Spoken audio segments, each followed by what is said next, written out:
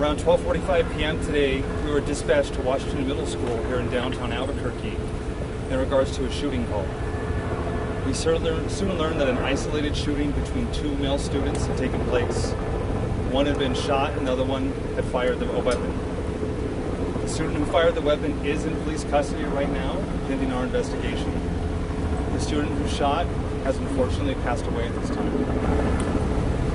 The students were all made safe quickly by school personnel, APS police and school resource officers, as well as an APS police officer who was on scene and outside when the shooting occurred, was able to immediately rush over, de-escalate the situation, and take the offender into custody with no further violence. We don't think there's any danger we don't think there's any other shooters outstanding right now or any other victims. Most of the students were let home. Some of the students are still here as we conduct our investigation. As far as we can tell, almost all the parents have been notified at this point, including the parents of both our shooter and the victim who's passed away.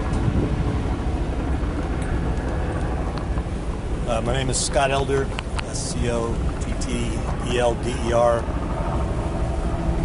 It's just a terrible day for APS, a terrible day for this community. But I want to send out my thoughts and my prayers to all of our students and all of our families that are impacted by this horrible event. I want to also say thank you to the staff at Washington Middle School.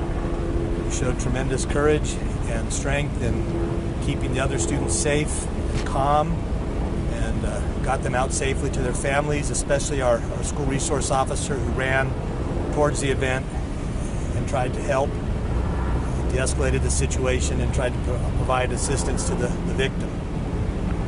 At Washington, we won't have school on Monday, but the staff will be there. They'll be working with our counselors and therapists to help prepare so that when the children return, we'll be equipped to handle them and their concerns of coming back to the school.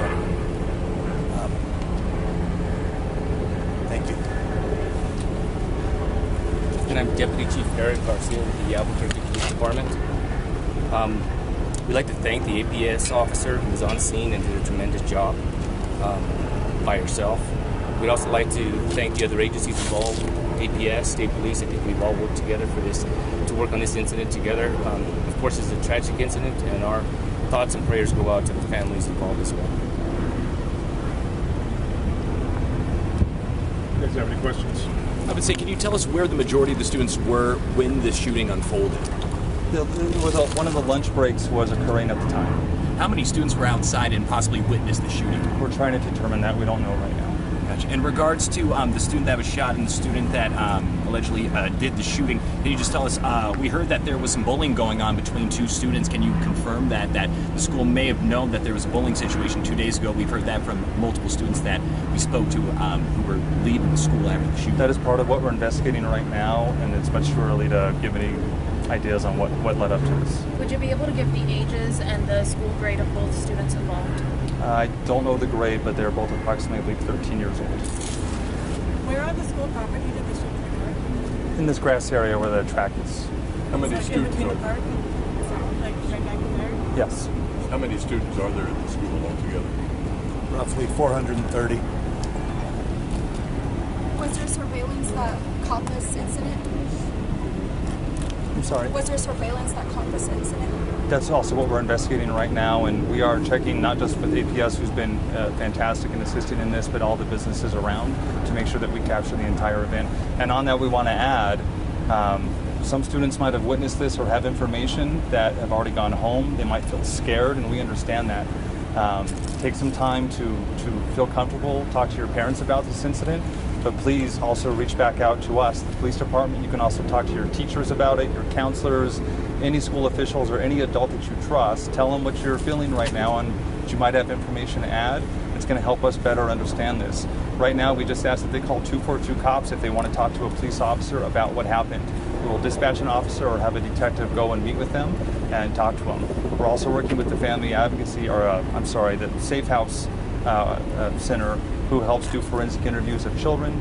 They've already been spoken with, and they're helping us interview some of the kids that are still on scene, and they will continue to be available to help interview any of the children that want to talk to us about any information they think could be helpful. Did the victim die on scene or being transferred or at the hospital? He was transported. Allegedly the victim at the hospital.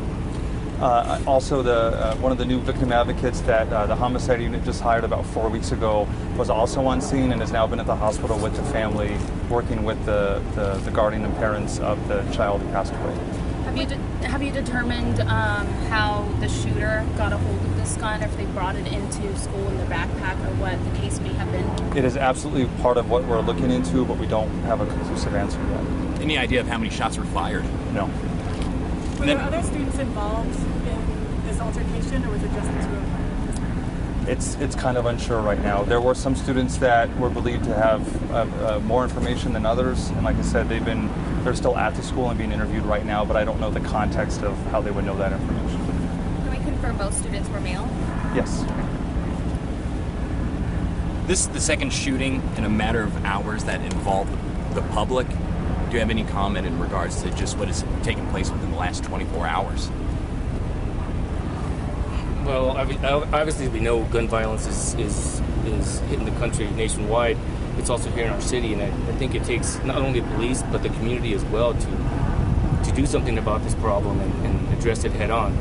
We have a great set of detectives from our homicide unit that are going to investigate all these crimes.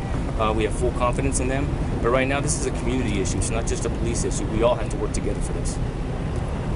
And in today's incident, does it seem like it was a targeted attack since no other students were injured?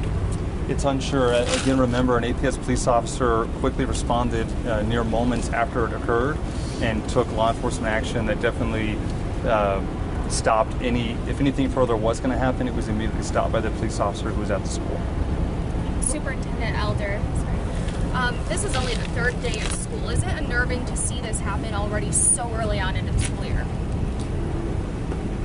Of course, it's extremely difficult. There's a lot of pressure in the community. People are nervous. It's a terrible incident. It happened between two people. It should never have happened. I think what's important to know is that this community is going to get support. We're going to have a lot of counseling services, therapeutic services for the students when they return. We'll be working with the staff so that they can work with these kids. It shouldn't happen. It shouldn't happen in the community. It certainly shouldn't happen at a school. Security and safety is our top priority. We've taken tremendous steps, but it can be extremely difficult. Will there be added security when students are allowed to return to campus? I think you'll definitely see some presence when they return, at least initially. Scott, say a little bit about that. Yeah, so my name is Commander Scott Norris. I am the area commander for the Valley Area Command. The Valley Area Command, or this school, encompasses, or some of the Valley Area Command encompasses this school. So we will be providing more officers in the area when the children return back from school. Not only to give them a sense of security, but also in the event that they just want to reach out to an officer and speak to an officer one-on-one, to where, just like Deputy Commander HARTSOCK said, if there's a student who may have some information that doesn't necessarily feel comfortable disclosing it right now, but they see an officer there and they feel that it's the right time, we'll have officers that are in the area providing a high presence, so that person can disclose any other information that they may have, so we can shed some light onto the investigation to help us just get a clearer picture as to what happened or any motives. Was the student suspect at the school earlier in the day? I don't have that information right now, but it'll be part of what our investigation covers. Can you tell us how the resource officer that you said that was first to arrive, how are they doing right now? They're obviously appropriately shooken up and concerned about what happened.